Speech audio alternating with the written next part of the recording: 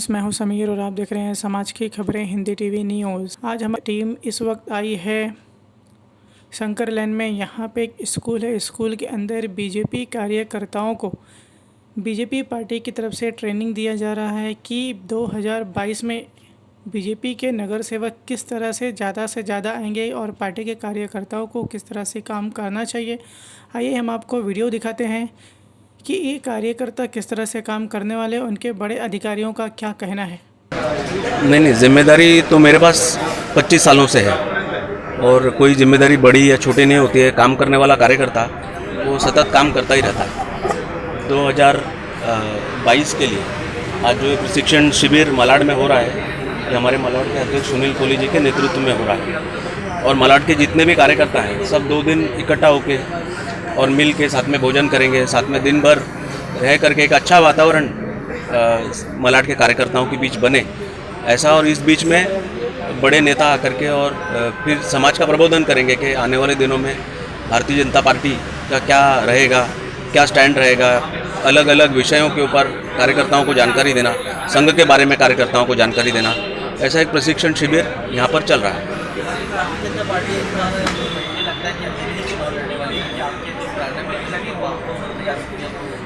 और आपको इस बार बहुत ज़्यादा भी लगता है लक्ष्य पार करें, तो कहाँ तक आपकी तैयारी? नहीं, इस बार मुंबई महानगर पालिका मेयर तो भारतीय जनता पार्टी का ही होगा। जनता ने सोच लिया, ये बीजेपी ने नहीं सोचा है या किसी कार्यकर्ता ने भी नहीं सोचा है। इस कोविड के दौर में जितना राज्य सरकार को करना चाहिए था, 3 दल मिलकर के भी सामान्य जनता को राहत नहीं पहुंचा पाए। और भारतीय जनता पार्टी के लोगों ने विपक्ष में रहते हुए भी आपने देखा किस प्रकार से धारावी मॉडल संघ के सारे कार्यकर्ता वहाँ कर गए और बीजेपी के संघ के कार्यकर्ताओं ने दिन रात काम किया और धारावी को कोविड जैसे भयानक महामारी में से बाहर निकाल के लाए। उसी वक्त उद्धव ठाकरे और उनके पुत्र आदित्य ठाकरे अपने घर में बंद हो गए, छुप गए। सारी सरकारी यंत्रणा, आपने देखा आम जनता को 20-20 लाख रुपए का बिल चुकाना पड़ा और अपने मृत किसी का भी चेहरा भी नहीं देख सके 20-20 लाख देने के बावजूद भी। तो शून्य सरकार के बीच लोगों ने ये कोविड का दौर और इसी बीच में इन्होंने घोटाले भी कर डाले। आपने देखा जिस प्रकार से गोरेगांव कोविड सेंटर में घोटाला हुआ, कितना बड़ा घोटाला हुआ। तो घोटालों का जवाब जनता देगी, भारतीय जनता पार्टी नहीं देगी। भारतीय जनता पार्टी तो मात्र जनता की आवाज़ बनेगी। उसमें भारतीय जनता पार्टी लोगों के बीच जाएगी, लोगों के बीच कांग्रेस का क्या काम है, शिवसेना का क्या काम है और भारतीय जनता पार्टी का क्या काम है, वो लेके लोगों के बीच जाएगी। लोग डिसाइड करेंगे और मेयर 2022 में भारतीय जनता पार्टी का ही बनेगा।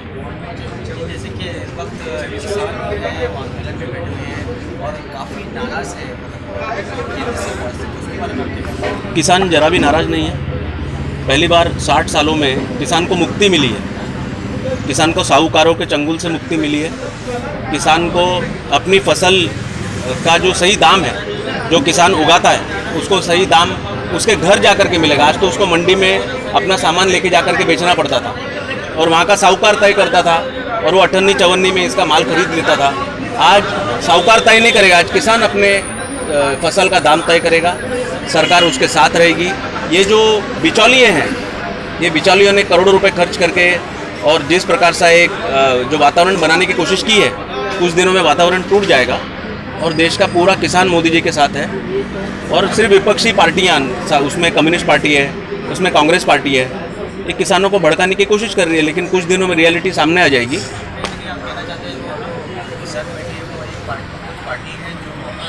हाँ, वो कार्यकर्ता है, किसान बिल्कुल नहीं है। आपने देखा होगा किस प्रकार से वहाँ पर पिज़्ज़ा चल रहा है, डीजे चल रहा है। आंदोलन तो ऐसा नहीं होता, हम लोग ने भी आंदोलन किया। राम मंदिर का इतना बड़ा आंदोलन हुआ, कितना बड़ा आंदोलन हुआ। ये महाराष्ट्र का आंदोलन हुआ।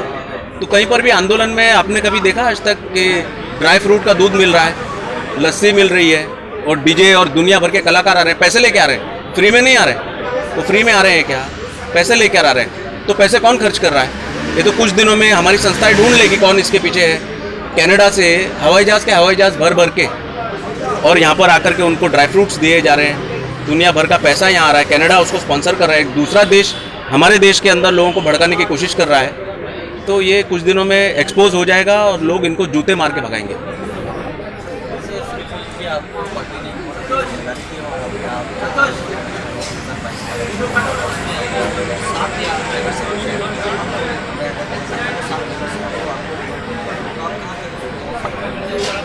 देखिए, भारतीय जनता पार्टी ने हमें जो जिम्मेदारी दी है मंडल की, इसके पहले भी मंडल अध्यक्ष थे, और अभी जो जिम्मेदारी है भारतीय जनता पार्टी का एक सिद्धांत है मंडल अध्यक्ष और वार्ड अध्यक्ष, उस तय हम लोग काम कर रहे हैं। और आने वाले कॉरपोरेशन चुनाव में हमारे ये जो आज कार्यकर्ता यहाँ जमा है, आज ये हमारा अभ्यास वर्ग हुआ है, उसमें हमारे सभी वरिष्ठ नेताओं ने आके एक मौलिक मार्गदर्शन किया है, और मार्गदर्शन लेके हम लोग आज जनता में जाएंगे और कॉरपोरेशन में किस तरह काम करना है।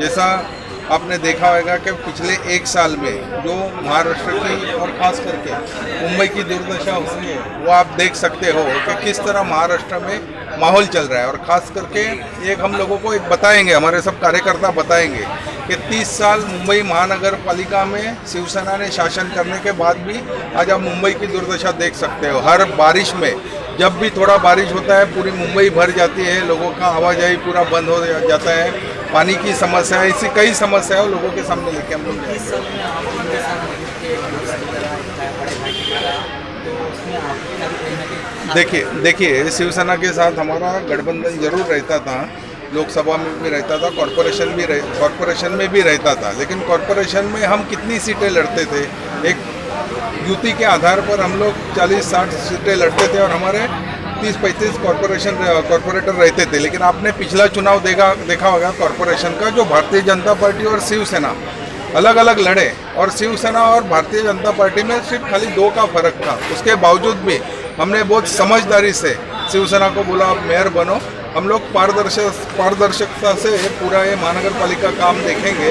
लेकिन आपने देखा वो क्या हो रहा है मुंबई में और महाराष्ट्र में, जो शिवसेना और बीजेपी के साथ शिवसेना ने मिलके चुनाव लड़ा, और उनके जहाँ 20-25 भी आमदार आने की उम्मीद नहीं थी, वहाँ उनके 56 आमदार आ गए, और आमदार आने के बाद उन्होंने अपना तेवर दिखाया, जो गद्दारी की है पूरे महाराष्ट्र में दिखाया है, और गद्दारी का जवाब हम लोग आने वाले समय में देंगे। समाज की खबरें हिंदी न्यूज चैनल को सब्सक्राइब करें, बेल आइकन दबाना ना भूलें। अगर आपको अच्छा लगे तो लाइक और शेयर भी जरूर करें।